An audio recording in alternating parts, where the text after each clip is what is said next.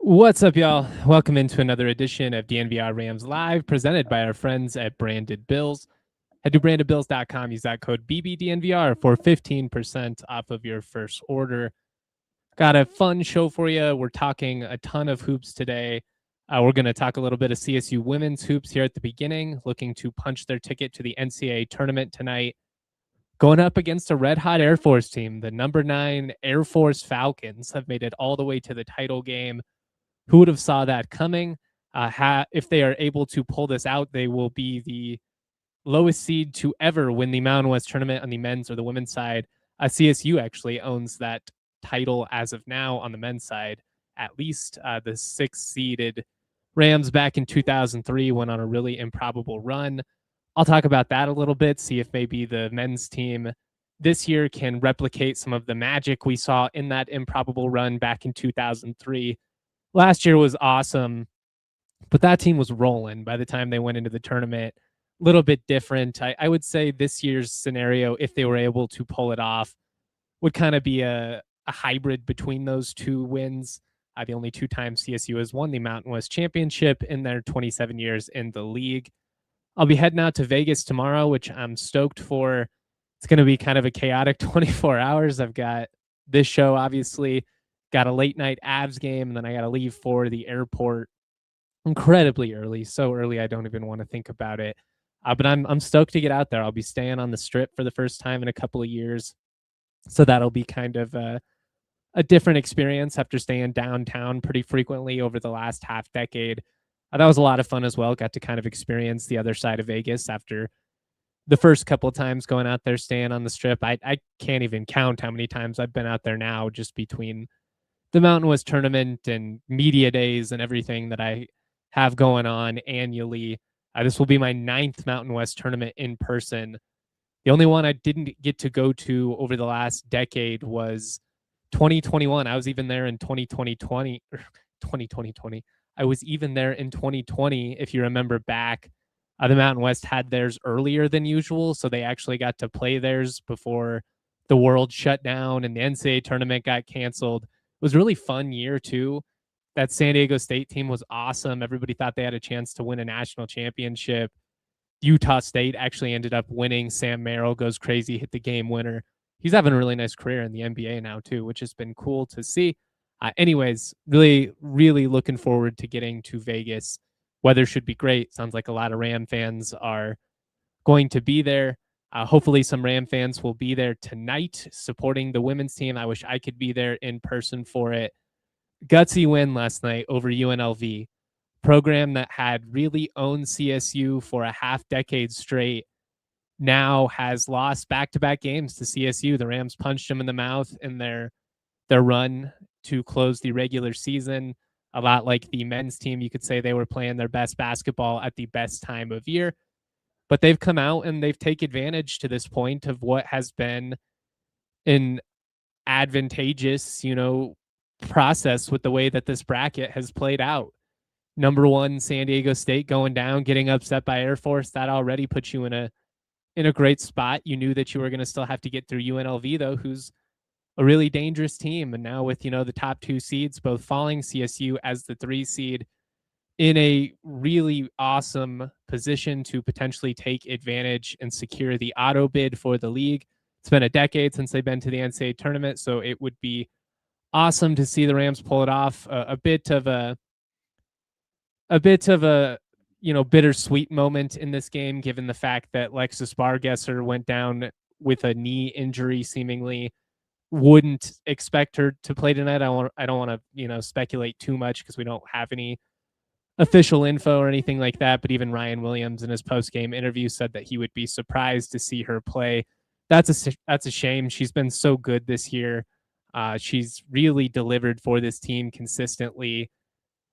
It's a bummer to see her go down, but that said, it's obviously really impressive the way that the Rams were able to rally and win this game.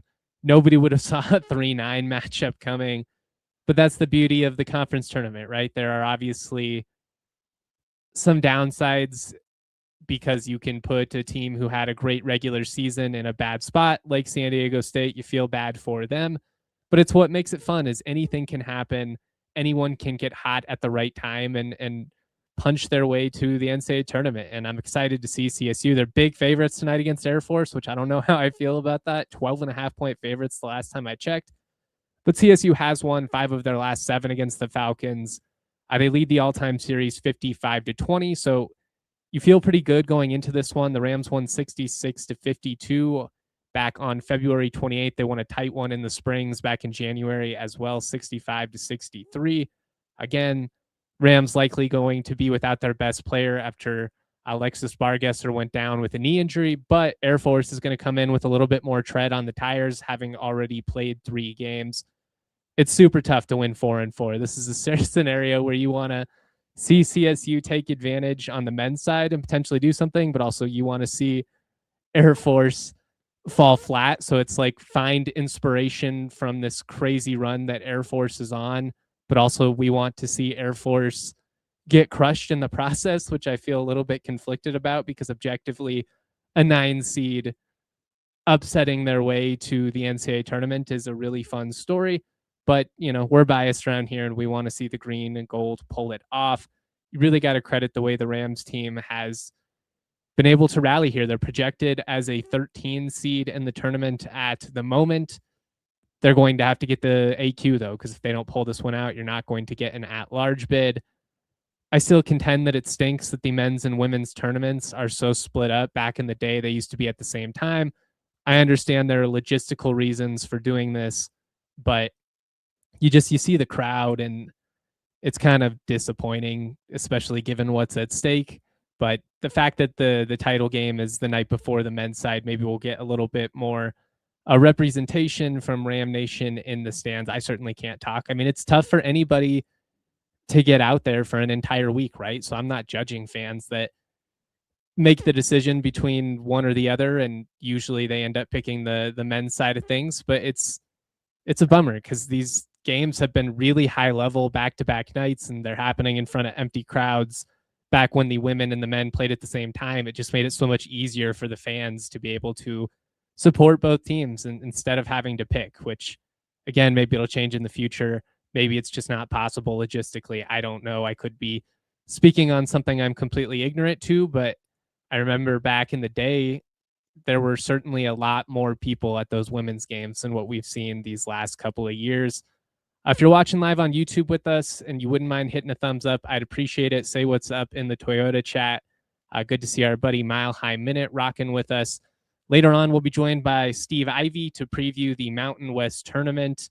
I'm looking forward to picking his brain on CSU as well as the rest of the teams. Feels about as wide open as it's been in a long time. Like, you got to go back over a decade, I think, where you had 6+ teams that you legitimately felt like could win it all. I think you could make a pretty good case for at least 9 teams, maybe even 10, being capable of making the semifinals, maybe not winning it all, but winning a couple of games out there and making some noise. There's a chance it's chaotic. Usually when it sets up like this, it ends up being chalk in the end. So we'll see how it actually plays out. But the possibility for chaos is certainly on the table, and I'm really looking forward to it. Just a couple more numbers last night from the women's side of things, then we'll talk about the men and maybe they can replicate the magic of 2003. But one of the things that's really stood out in this impressive run on the women's side is the defense, especially down the stretch. CSU held UNLV to 32% shooting in their own building. They've been especially locked down in the second half. They held GCU to 33% from the floor the day before, but those teams shot a combined 27% in the second halves of those games. I mean, when the game was there for the taking, CSU did a great job of getting stops, of rebounding as a unit as well. UNLV has the size advantage, but you get a lot of different people in this game stepping up to kind of contribute in that element. And obviously, you get another really clutch performance in the second half from Brooke Carlson. She has been, I mean, if the Rams go on to win this whole thing, she's got to be the MVP of the event, I would assume. 13 in the second half against GCU, 15 in that game. And she had 19 in this game, 14 of which came in the second half. I believe she scored like 14 of CSU's last 17 points in this game. Marta Lemaine also had a really good game off of the bench shooting. She was clutch, especially with the shock of losing your best player. You need someone to provide a spark and knock down some of those shots that you normally would have been depending on her to hit. You got to credit Lemaine for getting it done. I thought the execution down the stretch was just far crisper on CSU side, and it was really impressive to see, especially again, UNLV is a team that's really had your number for the majority of the last 5 years. You did win the most recent one, but there's a lot of history there. 2 years ago, they knocked you out in the semifinals. They had been that hurdle that you couldn't get over. They were the team that prevented so many talented CSU groups from winning a regular season conference championship. They prevented great teams from making the NCAA tournament. They were just the big bad boogeyman, and to go through them and really out execute them in their own building, it was impressive to see. CSU plus 18 in the paint. They had plus 18 in terms of bench production. They were plus 2 in defensive rebounds. UNLV had a few more offensive rebounds. You got to clean that up a little bit. But largely it was winning basketball, and you're getting a lot of significant contributions from so many different people right now. Carlson's been clutch. But I thought Ronsick really was solid in this game. 8 points. She had 8 rebounds as well, hit a big 3 late. You were able to see CSU collectively step up, in an instance when it very easily could have gone the other way. You could have gotten shell-shocked, let UNLV run away with it in their own building, and instead the Rams really dig deep. They play great defense, and they find a way to get it done. They hit some big shots. I thought they did a nice job of executing in the half court. UNLV seemed a little bit frazzled at times, a little bit frantic. CSU shared the ball. They executed their offense well, and they got to the hoop, to their credit, despite having the size disadvantage. They did a really good job of getting to the hoop consistently. And if they can do that against Air Force again, they should be in a really good spot to make the NCAA tournament. So shout out to that program. Obviously, we don't talk about them on the show. I'm not somebody who considers himself an expert on the CSU women's basketball program. There's so much overlap with the men's side of things. It's hard, but I am a fan, and I obviously am really rooting for these ladies to make a run, to capitalize on the moment and take advantage of how this bracket has played out. So really, really clutch stuff from CSU last night. Now you're in a spot where you're 12.5-point favorites against the Cinderella of the event. So really excited to see how that plays out tonight at 7:30. Obviously really excited to see what happens in the men's side of things. I'm glad that they don't have the early game. That would have been kind of chaotic, but I was just thinking back to last year, and I was thinking about how it really wasn't a surprise that team went on to win the Mountain West tournament. Certainly they hadn't done it in 2 decades, so they had to prove it, but they were so hot. They're coming off of the regular season finale win over Boise State where Neek drops 36. You just sort of felt like that team was firing at the right time. 2003 was a completely different scenario, though. 2003 was a situation where the team kind of underperformed in the league slate, but certainly had talent. And maybe this is a little bit closer to that than last year. It's probably somewhere in between again. But that 03 team, still the lowest seed to ever win the tournament. They were the 6th seed that year. It was a little bit different of a process. You only had an 8-team field. Nobody got a first-round bye, so you had 8 teams. They all played. So you only had to win 3 games in 3 days compared to this year, which is obviously 4-4. That's a tougher task. But that 02-03 team, they finished 19-14 overall. They had a decent non-conference slate, but they lost 8 of their final 10 regular season games. So 2-8 going into the field. And the 3 teams that they beat were the top 3 seeds in the event: Wyoming, BYU, and UNLV in concession. 3 of their final 5 regular season losses that year were to those teams. All three of those teams, getting tongue-tied left and right today. Got to slow down. All three of those teams were teams that swept CSU in the regular season. So the Rams went and took down some giants, really. I mean, that was a good Wyoming team that they were able to beat. They beat BYU in overtime, 86-80. And then nobody gave CSU a chance to beat UNLV on their own floor. That was back when UNLV was still closer to the national brand that it once was. It's been a long fall from grace for UNLV men's basketball, but that was still when they were firing. And to win that game 72-71, Brian Green hit the game-winning shot with 6.5 seconds left. That was like the first time I ever really cared about college basketball in my life, was 8-year-old Justin watching that team go on a run. And I remember even watching the game against Duke. We'll talk about that a little bit here in just a second. Then we'll preview the matchup with Fresno State. And then we're going to be joined by my good friend Steve Ivey of Crackers College Hoops to kind of talk about the entire field. The field's wide open. Really looking forward to it. Let's take a quick break real quick and shout out our partners. Trucks have always been a part of Toyota's DNA. For generations, Toyota has built durable legends destined for greatness and perfect for Colorado. Whether you're conquering off-road trails or hauling the weight of the world, there's a Toyota truck that's just right for you.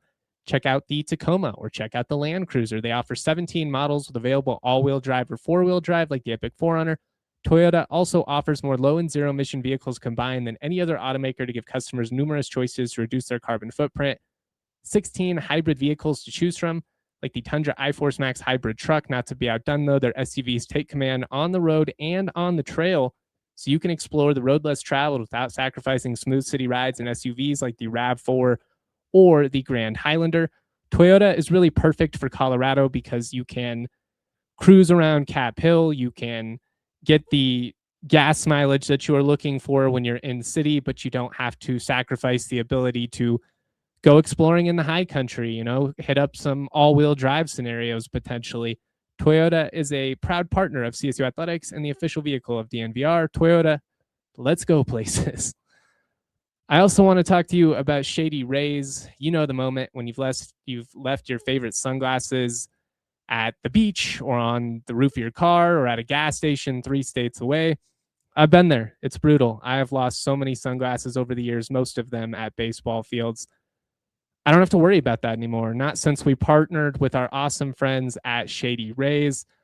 Every single pair of sunglasses is backed by lost and broken replacements, so they will replace it for you. No questions asked. What's really great about Shady Rays is these sunglasses are seriously good looking. They're polarized, they're durable, but they're not stupidly expensive. And again, you have the peace of mind of knowing if I sit on these, if I lose them, if I whatever, Shady Rays is going to replace them for me, no questions asked.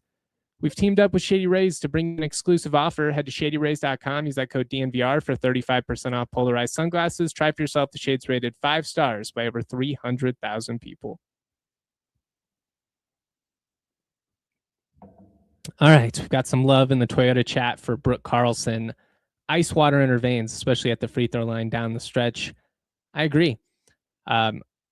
Getting back to that 2003 improbable run, again, it was so much fun because nobody saw it coming. It was kind of closer to what this Air Force team is doing on the women's side right now. You're 2-8 in your final 10 regular season games. There were some talented players on that team, and statistically speaking, they, I believe, set the team record for assists that year. They shot the 3 ball well. They kind of underperformed compared to the talent level on the roster, but they got hot at the right time, and they were able to take down some really, really talented teams. It's just funny when you go back and look at the schedule and see 2-8 over the final 10. The fact that they got swept by Wyoming, by BYU, and UNLV before beating them over 3 straight days. All of them came down to the wire too. 74-71, 86-80 in OT, and then they beat UNLV 72-71 with a game-winning jump shot from Brian Green with about 6.5 seconds left. Even in the title game where Nelson got hurt, which I had forgotten about, to be honest with you, he took a shot to the face and basically missed the last 10 minutes of that game. He still had 17 in that game, was the MVP of the event, but Brian Green was huge, had 21, I think, in that one. And then they ultimately earned a 14 seed and hung around with Duke for a little bit. JJ Redick was in that game. He had 16. Dante Jones, another NBA guy, he was in that game. He had 23. But the Rams lost 67-57. It was a 6-point game at the half. So it was competitive. It was a fun run, but that was back when it was considered a miracle for CSU to be even in the conversation for an NCAA tournament. The program has just come so far since those days, which is cool to see. I found this excerpt from the AP back in the day. This is from the win over Vegas to secure the Mountain West Championship. Brian Green scored 22 points and hit a jumper with 5.7 seconds left as Colorado State made a stunning rally to win the Mountain West Conference Tournament, beating UNLV 62-61 on Saturday night. To the surprise of nearly everyone at the Thomas & Mack Center, the 6-seeded Rams, who had a 7-game losing streak during conference play, are headed to the NCAA tournament for the first time since 1990. They held UNLV scoreless over the final 4-16, ending the game on a 14-3 run in front of the Rebels' flabbergasted home crowd. Colorado State also won without star center and tournament MVP Matt Nelson, who left midway through the second half with a head injury. Pretty crazy. I'm not going to read the whole article, but kind of fun to just go down memory lane there. And it's going to be fun to see if this team can make their own kind of magic. It wouldn't be quite as improbable. Rams brand nationally these days. I think the big question is going to be who's going to step up. Like we talked about Brian Green, he had 22 in that win over UNLV. He hit the game-winning shot. Matt Nelson was kind of the steady piece, and he dropped 20-something in that NCAA tournament game as well. So he was really the star night to night. Last year, it was Nick Clifford. He averaged 25 points a game on 50% from the floor over CSU's 3 Mountain West tournament wins. That was coming off of the 36-point showing against BYU. Really impressive when you go back and dive through those numbers again. He averaged 26 points per win in the Mountain West tournament on 50% from the floor when everybody in the world knew he was going to be the focal point. The things we saw him do, you couldn't stop him even if you wanted to. It was badass. So who can be that guy for CSU this year? They've been more of a win by the collective than a team that's fueled by individual star power, though we have seen individuals have big moments. You think about Pasquarelli and what he did in that CU win. Kerry Booth had his moments. Chase Butler against Wyoming. Rex Steiner had a big shooting day against San Diego State and UNLV. We've seen guys step up, but can somebody be that steady piece for you for potentially 4 straight days? That's really the big question with them and UNLV. I think the depth of the Rams is better than the Rebels, but can you depend on somebody to play above expected, I think is the question with those teams. Dre Gibbs-Lawhorn's going to do his thing for UNLV. With CSU, you're going to get like a steady, at least 30 points out of Mooney's and Jorgensen and probably Butler, but can you get somebody who goes off for like 25 one night? And is it the same guy each night, or is it more of a situation where it's been like it's been in this win streak where one night it's Rex Steiner, one night it's Butler, one night it's Booth? In terms of sustainability, I do kind of feel like you need somebody to find a different level here, whether that be Jorgensen or Mooney's, 2 of your more experienced players on the roster. You need them to find a different level than what we've seen this year, but you've got a shot. And I actually think the bracket is fairly favorable for CSU making a little bit of noise, at least. Fresno is a tricky matchup, no doubt. I'm not trying to be dismissive of them because I don't love this matchup for CSU. They won the first game, obviously 54-52. They were up 14 at half. The Rams won a tight one then at home, 74-70 in that winning streak at the end of the year. They're not a great team, but they play hard defensively. They've got a couple of guys who can burn you, and we've seen both of them have nice games against CSU. Deshaun Gorey is a problem. He, along with what we saw from Fielder from Boise State, those were 2 of the more impressive performances I saw in person this year. 6'6", a lot of length, gets to his spots. He's dangerous too because he's got a really quick release on that mid-range pull-up. Ali compared him to Isaiah Stevens in terms of how when he gets to his spot, a mid-range look for him, like one of those quick pull-ups, that might as well be a layup. Like that's going to be a bucket, especially when he's going to his right. You've got to force him to go left. CSU did a little bit better job of that in the second half, and that's kind of why he cooled off. But he is someone who can stretch the floor a little bit and knock down some threes as well. Average 18.5 points per game over those two matchups with the Rams. He gets to his spots on the floor. He's got great touch. He's athletic and nimble. He moves well. He's a lanky dude, but I don't want to compare him to Kevin Durant because that's a bit of a stretch. But just in terms of how fluid and smooth he is with his handle and his jump shot and how quick and pure it looks, for a guy of his length, it really is impressive to see how just buttery he is out there. He's a really smooth player. He's going to make a lot of money. Probably not at Fresno State next year, if I had to imagine. I would think a lot of the coaches, even in this event, if you're San Diego State, shoot, if you're CSU, you're like, hey, you want to come on over and play in the Pac-12? But you've got to be aware of him for sure. You've got to be aware of Jake Heidbreder. He is somebody who can get really hot from three. The numbers aren't phenomenal this year, but he's a good shooter. It's why he went from Air Force to Clemson in the first place. Was somebody I would have loved to seen land at CSU. He had 23 in that first matchup. He went 16 of 16 at the line. That game was so wonky. There were so many fouls called in that second half that it's really hard to take a ton away from that, other than the fact that if you turn the ball over, if you dig yourself an early hole, you might just not climb out of it. Like they were able to tie the game and make it interesting, but then they went cold again at the end of the second half. And then even in that first game, you go down double digits. It felt pretty sweaty at times. They've got to limit the turnovers. Fresno State averaged 16 points off of turnovers in those two matchups. They had about 7 steals in each game. That's how you make this matchup tight for yourself, is when you start giving the ball away. That's when they get out and run and they're able to get some easy buckets in transition. If Gorey cooks you and you play great defense, but Gorey just cooks you because that's a guy who can make a bucket anywhere on the floor, that's unfortunate. You can kind of live with it. If you're turning the ball over and they're getting easy transition buckets the other way, that's when you're really in trouble, because you know that inevitably he is going to get his. Like, I'd say if you can keep him sub 20, you pretty much consider that a win, so long as nobody else goes off. I will say that's the one thing about Fresno in both those games, is they had some role guys step up and hit shots that you wouldn't really expect. But this is a team that will punch you in the face if you don't bring the right mentality. They don't have the depth. They don't have the talent of CSU, but they play really hard, and they've got a couple of guys who are capable of getting hot. If you come out and you're sloppy with the basketball, if you're not willing to establish the tone physically and work your way in the paint and get to the line like you did in that second game, you could really be in trouble. Like, this is a team you've got to respect. I don't think there's someone who would win more than one game. I guess maybe physically they kind of match up well with San Diego State, so they could potentially win a fluky one. They're not someone that's going to win 4-4. Would be really surprising to even see them have the capability of making the semis.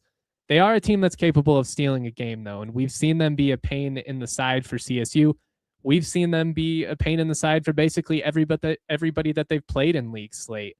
I am curious to see, do the Rams have Pasquarelli back? That would be huge. Just another shooter, especially with how streaky CSU can be. It felt like they found a little bit of steadiness there for a couple weeks, and then those last 2 regular season games reverted back to being a little bit more on the streakier side. That's probably how it's just going to go. It's going to ebb and flow. As good as the 3-point numbers have been as a whole throughout, going back to the beginning of the Medved era to now, feels like that's kind of been the deal with CSU. They're the kind of team that will hit 12 of 15 and then go 1 of 14. And then they hit, 8 of 10, and then they're 1 of 9, and the numbers even out. They look pretty good over the course of a season, but in the moment, it can be quite erratic either way. So I'm curious to see if he'll be able to go. I really was surprised that he didn't play those final 2 regular season games. I asked Ali after the Boise game if he thought that they would have him. Basically said no idea. So not exactly encouraging or like a vote of confidence. It's not a confirmation that he won't play either, to be fair. But I will say, if they felt really good about him playing, Ali's not really the kind of guy to get cute with answers or try and be like, oh, I don't know, we'll have to see. He's usually pretty forthright with me and Kevin. So we'll see. Not having him would be tough. Joppa and McConan, I believe, were out in that Boise game as well. Didn't see him on the bench, so I'm not sure what the deal was there. They were practicing throughout the week. We'll see. We'll see how shorthanded the Rams are. Getting him back, though, and having that extra piece, especially, just given that you got to win 4-4, it would be huge.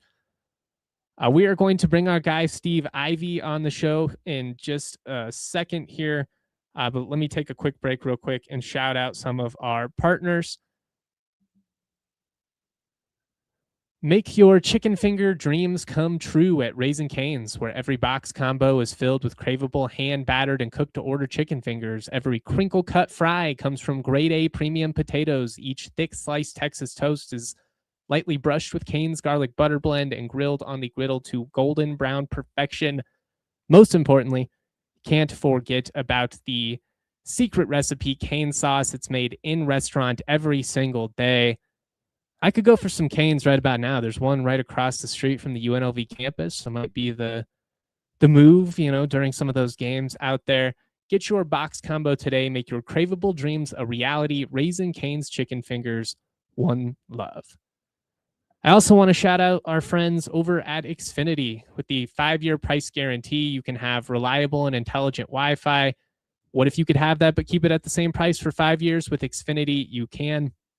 Imagine Wi-Fi that makes everything in your home work together, that finds and fixes problems before you even notice them, like super intelligent Wi-Fi with a sixth sense that lets you stream the game even when the whole family's online. All your devices working in perfect harmony for 5 whole years. Here's the best part. No annual contracts, no hidden fees, and Xfinity's best equipment comes included. Take it from me. So much can change in 5 years. Championships are won. Records are broken. Dreams grow bigger, but your Wi-Fi, it should stay reliable and the price should stay put. Lock in your price and unlock the possibilities with Xfinity. Learn more at Xfinity.com. Xfinity, imagine that. Select plans only. Restrictions do apply. All right. Looks like we've got our guy Steve Ivy ready to go. Steve doing me a big favor, coming on short notice. So first of all, Steve, thank you. You're going live tonight, right? After the women's side? That's the plan. I tell you what, I'm in a great mood. It's a great day, Justin, to be a Ram fan, a Ram Hoops fan, especially. You got the women playing for the first, for a chance to take their first trip since the Ellen Nystrom, Ellen Gustafson days 10 years ago. And we got the final day before the Rams begin their title defense in the Mountain West Conference tournament. So it's a great day, and I'm jazzed. Yeah, I'm going to go live tonight post game with to follow after the women's game. Hopefully, we'll have fun on the show as opposed to it being a little bit sad. All right, y'all. Make sure you're tuned in to Steve's post-game show tonight. I'll be on Avalanche duty, so I'm going to have my eyes kind of go in 2 different ways, trying to keep up with all of the action. Connor McDavid is not a guy that's easy to keep up with one eye. But I was talking earlier, Steve, about how I was just kind of thinking about the parallels to last year's team. Like, obviously, that team got hot at the end of the regular season, but also kind of the parallels to 03. And it feels like this team is maybe somewhere in between, where if they went on a run, it wouldn't be as crazy as that 03 run was or as unexpected. But winning 4-4 is obviously a really tough proposition, and what that team did was pretty dang crazy. I guess just where are you at with this team going in? Like, what are the vibes? Like, do you feel like they're capable of going on a deep run? How much do you truly believe in CSU right now? Justin, I like this team a lot. We've seen. I don't want to take away the data point we got on Saturday against Boise, but an 8-game streak right before that, with some really, really good wins. I mean, you saw what they did at UNLV. You saw what they did at home against San Diego State, and then to go on the road in the pit when New Mexico is playing for a conference championship. This team has the goods. We can talk about Boise in a little bit. The Rams may be a little flat. Boise is probably playing the best basketball in the Mountain West right now, so that wasn't a surprise to me. But I feel pretty good. The 4 games in 4 days. I honestly think that this is a team that will get better as the tournament goes on, as opposed to worse and tired. And I use as a kind of a data point there, the MTE they played in the Bahamas. They struggled the very first half against Virginia Tech. They played a good second half, lost on a last second buzzer. They missed a shot at the buzzer to win the game. And then the next two games, they came out against the top two teams in the American Conference. They beat Wichita State. They got up by 20 against Wichita State, and then the next round, the next game, they played South Florida, and South Florida is a top 50 team. They're winning the American Conference. It was a quad one win. CSU ran out to a 25-point lead against them, ended up winning by 15. CSU got better. It's because, and I've talked with Ali about this, CSU is a tough game, a tough style to prepare for in one day. Now, granted, the teams they'll be playing in the tournament are teams that have already been playing that, have played them once or twice, but they still are tough to prepare for with all the stuff they do. They put defenses on roller skates, and if they're shooting well, they can get, as I said, get better as the tournament goes on. If you were to pinpoint one area that would give you cause for concern with this CSU team, what would be the potential thing you would point to of like, this is maybe what holds them back if things don't go right? I think we saw it on Saturday night. I think we saw it in the very first home game in Moby against Nevada. We were without Jorgensen and Mbemba. Against Boise, we had them both. If they don't rebound, they really struggle. They can get away with, they tend to be a high turnover team. They're one of the highest in the Mountain West in terms of turnovers. They've shown the ability to kind of survive that, not necessarily do great, but they've survived a lot of games where they've had high turnovers. New Mexico is a perfect example. But if they get beat on the glass to the tune of second chance points, that's where they're going to struggle. And that's what I worry about. I'm with you. I feel like those have been the bugaboos all year long, is the turnovers, potential points off of turnovers. Fresno, I believe, averaged 16 points off of turnovers in those two games against CSU. And then it's the second chance points. Like when you're giving up 19 second chance points like you did against Boise, and you're not a team that creates a ton of second chance opportunities yourself, it's hard, especially when you're not hitting threes. Like it felt like everything compounded against CSU. It went about as poorly as it could. The funny thing was their field goal percentage was solid. They didn't turn the ball over in that game to the same degree. It was just the rebounding. That was the difference in the game. Yeah, they got pushed around a little bit by the Boise bigs. And one of the interesting things, if you watch Boise, their MO the last few years is they're not afraid to throw up bad shots, but they're real good about going and getting the boards and getting second chance points. And that's how they've beaten San Diego State the last few. That's how they play. Yeah, and just throw it up and go get it. San Diego State have laughed about it, going, they just throw up shots and then they rebound them and they score. It's like, well, if you're not going to rebound against them, that's what they're going to do to you. And that's a legitimate style. Their half court offense isn't very good, other than Fielder had a great game, but it's not very good. The ball doesn't flow. It sticks. But they get shots up to the rim, and then they go after them. Did the way that Fielder dominated in the paint in that game, do you chalk that up more to the Rams just not having the right mentality in that one? Or is that potentially something that Boise kind of exposed that other teams really didn't take advantage of? I think it's more that Boise's good at it than anything. And I think if you look, like I said, their MO is to go get missed shots. They don't turn you over. They're very good in the half court defense with the way they defend the perimeter because they're big. They have their shortest guy is like 6'2", 6'3". They have a lot of 6'7" and 6'8" guys, and then Fielder is the big. So that it really comes down to they're good at what they do. I don't think anybody else in the Mountain West. Nevada is kind of a poor man's Boise in a sense, but I don't think other teams go after it quite like Boise does. And so I don't think it's necessarily a weakness for CSU, other than the fact that it was a weakness that game, and I don't think they were ready to rebound at the level they needed to be able to beat Boise. Nevada's got length, but their guys all want to play along the perimeter. Yeah. I Nevada is a good team. I don't think, if you look at how they've played. I don't think they're peaking as we get to the as we close the season. I think you'd say their trend has been a little downward. They've had some good wins, but they've also, I mean, they got smashed by San Jose State, and you go, how does that happen? Well, it happens if you're not playing well, and I don't think they're necessarily at the level of the other top teams in the Mountain West. They're frustrating because they, on paper, they probably have two of the top 12 players in the league in Camper and Price. They have some good wins. Like they beat Utah State, they beat New Mexico, but in that same stretch, they lost by 10 to San Jose State and Wyoming. I just have like some notes behind every team, and I just put what Nevada's going to show up. Who knows? Yeah. There's a Yeah, world where you could I'm with see you on him. that. Absolutely with you on that.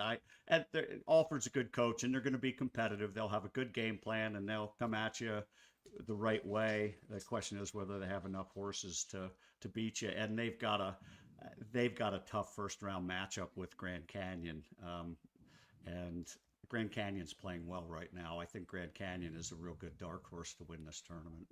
I'm with you. That's actually what I put behind them, was that the bracket shaped up nicely for them, because I think you'd rather presumably get Nevada in that 4-5 game than either of Wyoming or UNLV from the 8-9 right now. Yeah, I agree 100%. And the Grand Canyon thing, they if they can get past Nevada, most likely Nevada, we assume Nevada's going to beat Air Force. But if that Grand Canyon gets past Nevada, they swept Utah State. So we'll see what happens. This feels as wide open as it's been, and I want to talk to you about some of those other top teams before we go. But I do want to lock in a little bit more on CSU here, especially going into this early stage, because I don't want to overlook Fresno. That's a team that really was tricky for you in both matchups. They led by double digits in both games, obviously won the first. But I don't hate how the bracket played out for CSU either, in the sense of if you can get through Fresno, I think San Diego State feels the most vulnerable of those top three seeds. Yeah, it's funny you say that. I did a show last night, and I with other content creators from around the Mountain West. We talked about the tournament. A guy from San Diego was on. The guy, they have a podcast called Sons of Montezuma, and they're great guys. And I specifically, he was talking about San Diego State, and I specifically hit him up on the fact that when I saw them in Moby, I was really, really disappointed. They gave me the vibes of UNLV 10 years ago under Dave Rice, with lots and lots of talent, but very unfocused.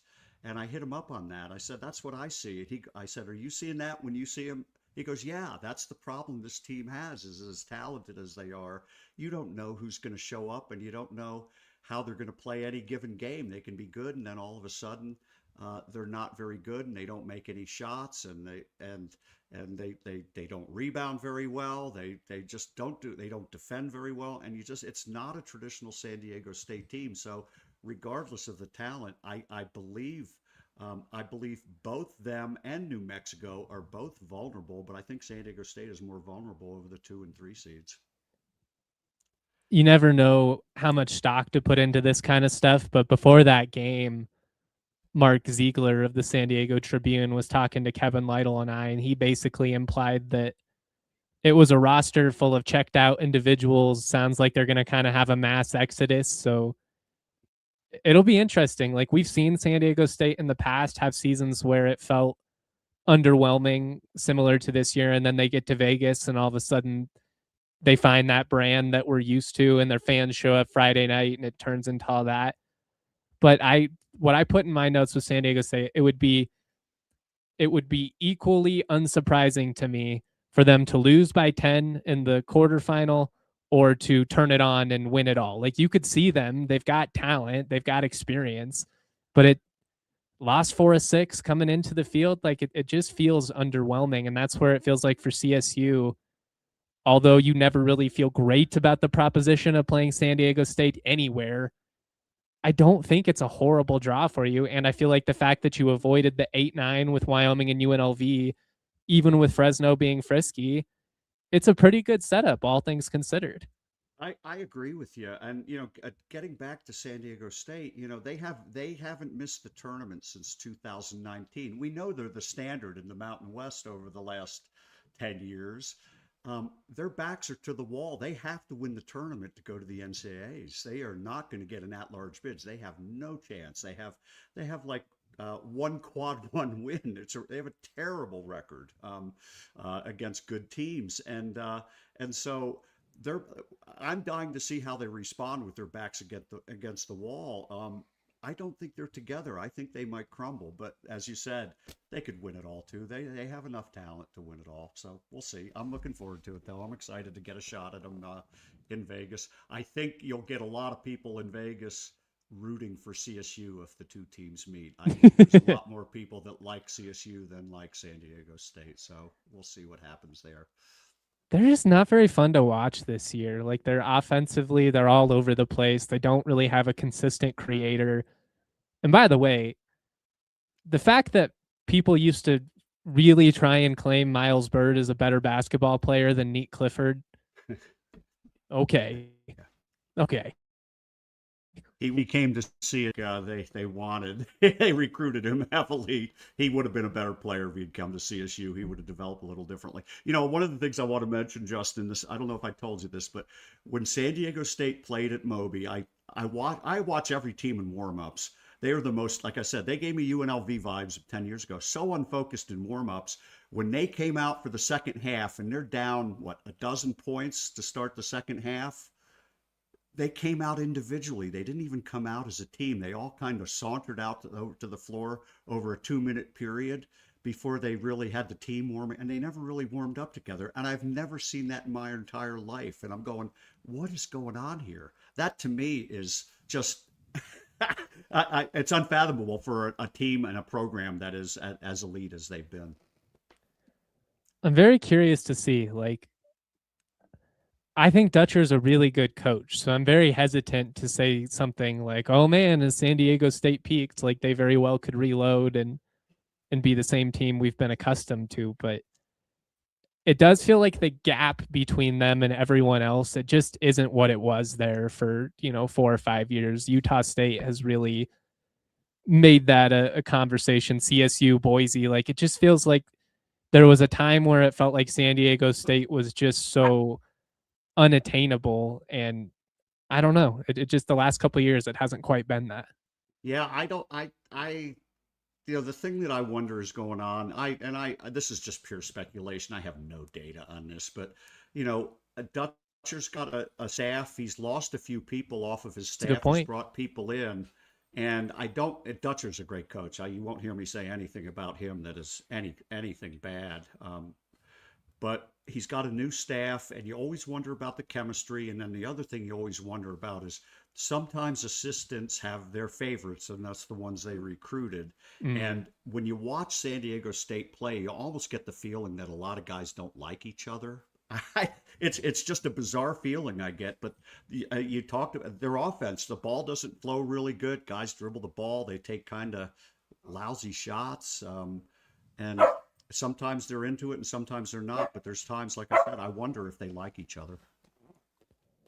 I do want to talk about Utah State and New Mexico a little bit before we get out, but I don't want to spend so much of the time talking about San Diego State that we seemingly glance over Fresno, because despite being a 10 seed, Deshaun Gorey, he's a nice talent. Heidbretter's somebody who can burn you, had 23 in the first game. I guess, what are your thoughts and what are kind of the keys in your estimation for CSU to have success against this Fresno team who doesn't feel super talented, but they play hard. They certainly play hard. Yeah, the one thing they do defensively, they will give up threes, and the 2 games that CSU's played against them, they've shot the 3 poorly, and they're wide open. And you're going to get them, and maybe it's the knowledge that they're going to be wide open. You just have to work You have to work harder, I think, to create them instead of passing the ball around the perimeter. You got to get the ball inside and then either try and score inside because they're not good defensively inside either. So I think you gotta work at getting the ball in the paint. And when CSU beat them and came from behind at Moby, that's what they did the second half, and they made some key threes as well. But the other side, on the offensive side, I think the big question is, if you remember in the game at Moby, their point guard Zayn Collins got hurt in the second Oh yeah, half. He and has he was not come creating a lot. and he has not come back. And since he's been out, they struggle. They really, really struggle. They do not have a good. They have a freshman Euro backup point guard who's not. He's not really. He's okay, but he's not Zayn Collins, who's one of the best distributors of the ball, who's good at getting the ball to the guys like Hydebreeder and Gorey. So as that game went on, Fresno really kind of tuckered out, and they didn't have anybody. Gorey got tired the last 8 or 10 minutes. You could see it, and that was because he had to create for himself all the time, as opposed to Collins getting him the ball, 10, 15 seconds left in the shot clock. So I think the key, if Zayn Collins is not playing, CSU just got to play a good, solid, both end of the floor kind of game. If Collins is playing, they're going to have to be really, really good offensively, getting the ball inside, working the Fresno bigs who are not really good defenders inside, and then defensively, they're going to have to. You got to control Collins first, to be honest with you, and sometimes CSU has trouble guarding the ball. They're going to have to guard the ball well. Who's the most important player for CSU to go on a run? And I know that's really hard to answer because it's not a team like last year where it's Neek, but who needs to be the guy? I don't think we're going to have that this year. I just don't. And I'm going to point to a couple of data points. This team is not constructed that way. Number one, the Rams have 7 different guys that have scored 20 points or more. They're the only team in the Mountain West that has had 7 different guys score 20 points or more.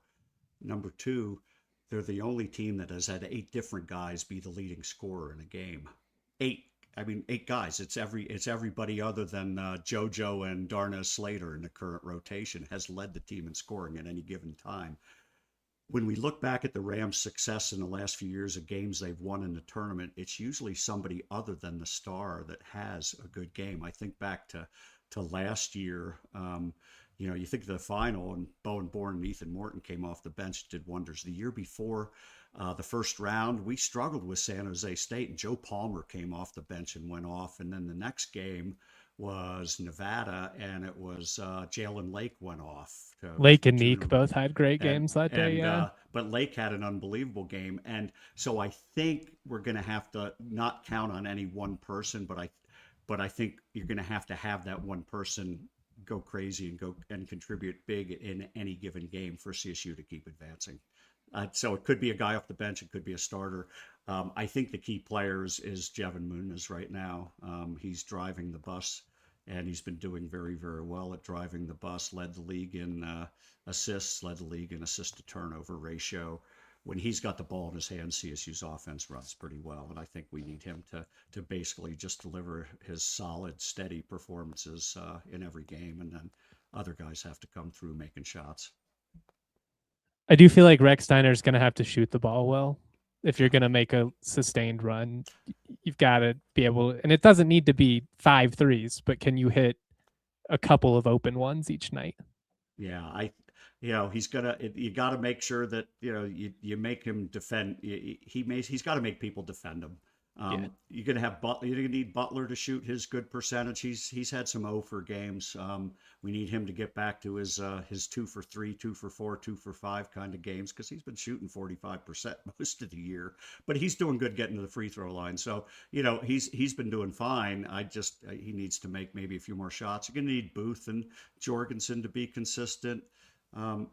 We'll see what Augie does off the bench if he gets a shot. He was good against Boise and didn't play many minutes, and I wish he had played a little more, but he could come in and be a difference maker in one of these games. So you just don't know. It feels like the game slowed down for him because he's really strong. He's skilled. We knew that coming in. I was really excited about his addition. feel like he got a little bit overwhelmed in the early stages of league play and probably was frankly in a role that didn't maximize him with CSU's injuries in the front court. But it feels like he's kind of figured out his way to impact winning. And I think they're going to need him. Yeah. Like 4-4, like you need all these guys to step up. Hopefully Pasquarelli can go. I guess we'll see.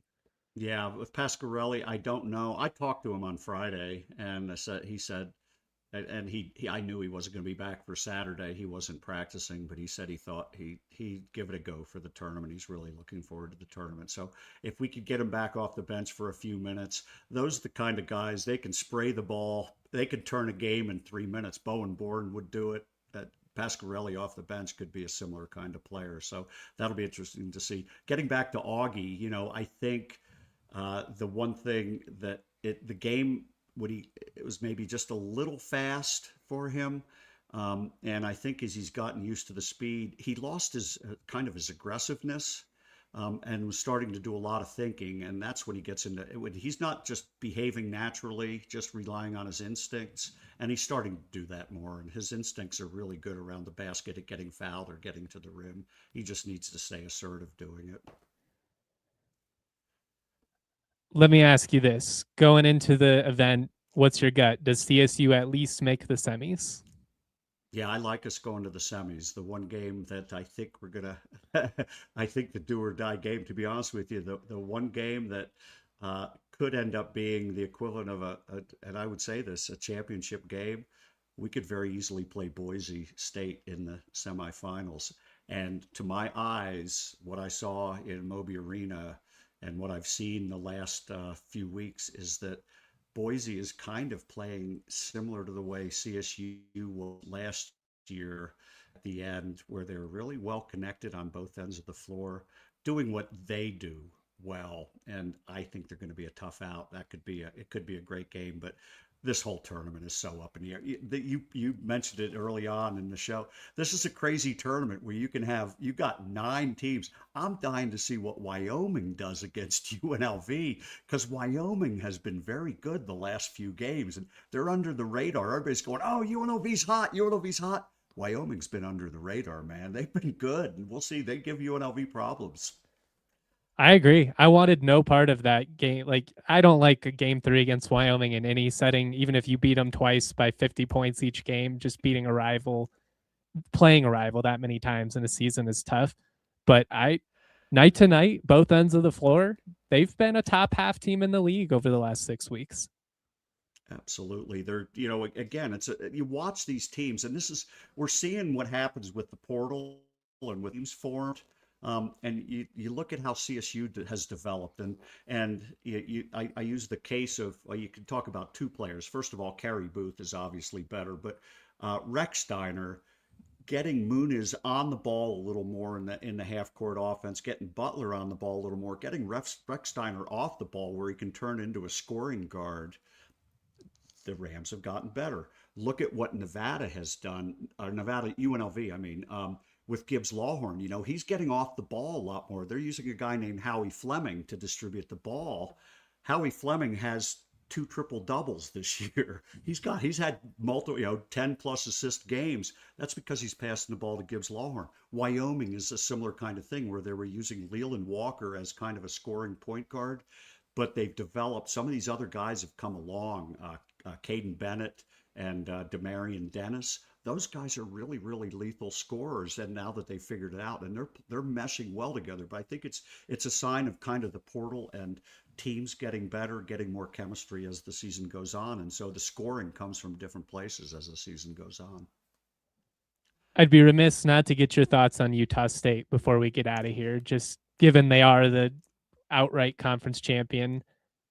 I don't know. There's something about them that gives a vibe of a team that peaked too early in the season to me, but they've got a ton of experience. Falslev is great. They've got, great depth. Templin coming off the bench. You do potentially have the dynamic of coach rumors playing with the team's psyche. Like CSU dealt with that last year. It didn't impact them one bit, but we've seen teams crumble under that circumstance. What are your thoughts on Utah State going into the tournament here? Well, I mean, on paper, they have to be the favorite, right? I mean, they won the league. They've been the most consistent team, but in the last few games, I mean, they got smashed by UNLV in Las Vegas. They lost what, 3 of their last 5. Yep. And the thing that I don't like about them is they're better at this year than they were last year, but they're bigs. They're not really deep at the big position. So you got Zach Keller, who starts and sometimes plays 6 minutes. The coach pulls him out, doesn't like what he does. They bring Carson Templin off the bench, who provides a lot of energy, a lot of screening, a lot of rebounding, a lot of defense, but he can get in foul trouble. They got a guy named Gary Clark, who sometimes plays 6 minutes. He's a slender forward, 6'9", maybe 220, not real physical, not a great defender. And then they have a freshman named Adlin Elamine, who's been struggling. He's hit the freshman wall, I think. And so their bigs have not been operating at the level they were a month and a half ago. Same thing happened to them last year, Justin. If you remember, they were not very good at the end with their bigs, and everybody was torching them inside. And I'm dying to see if that's. I think that's going to hold them back. As gifted as they are with a guy like Falsliv and Collins, and they have some good guys coming off the bench. They're guard oriented. If you can just do a decent job on the guards, I don't know. I plus the fact that I think they know they're already in an at-large position. I don't think there's any real need for them to win the tournament, other than to say we swept both the regular season title and the Mountain West Conference Championship. But you put them behind the 8 ball, they might just say, let's call it a day. It's going to be interesting. Steve, you're the man. You've got the show tonight. Do you want to promote anything else before we get out of here? No, I do want to talk about the show only because it's the first time I'm doing a post-game show for the women. I tried to get a show going at the beginning of the year, and I've had trouble finding somebody to do it. And I'm now working behind the scenes. I won't mention who, but I think I'm going to have somebody lined up to get a regular show started next year that is dedicated and focused on CSU women's basketball. I don't do it because I don't have the time and I don't have the ability to go in depth. But tonight, I'm good friends with Ryan Williams, and I have a good feeling about tonight, and I want to make sure I have some fun. So I hope everybody will be able to join me on my on the YouTube channel or join me on X. But that's the big deal. And then obviously we'll do post-game shows as long as the Rams are alive. Wednesday, Thursday, Friday, Saturday, I'm planning post-game shows, and then Sunday, obviously a selection show. We'll all get together and do a selection show on Sunday, right? That's the plan, right? We got an NCAA tournament to make here. Hopefully 2 NCAA tournaments to make. Steve, you're the man. Guys, make sure you go support his show. Doing all kinds of great, not just CSU content, throughout the entire Mountain West. He brings experts on, even dummies like me, every now and then. I'll have a ton of coverage from Vegas. I'll have post-game features, takeaways, all of the stuff you're accustomed to. Thank you guys for listening to the DNVR Rams podcast presented by Branded Bills. Head to brandedbills.com. Use that code BBDNVR for 15% off your first order. Much love, y'all. We are always proud to be around here. Peace. We all silly like the mayor.